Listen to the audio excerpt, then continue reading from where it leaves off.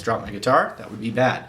So a D major chord, right? And this is a concept I have in other videos, but if you move that, just the notes that your fingers are on, if I moved it up a whole step, it's an E major chord. It actually goes up a letter. And then E to F in all of music is a half step. So if I move this D chord up a half step, it's now an F major triad 3-note chord. If I move it up another whole step, it's a G chord.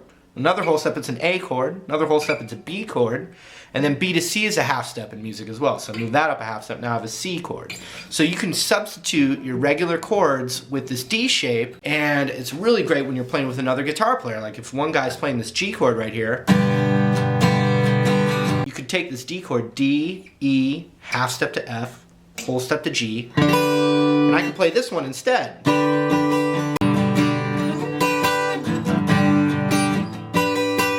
Same chord, and they complement each other really well. But here's a little kind of embellishment concept off of that.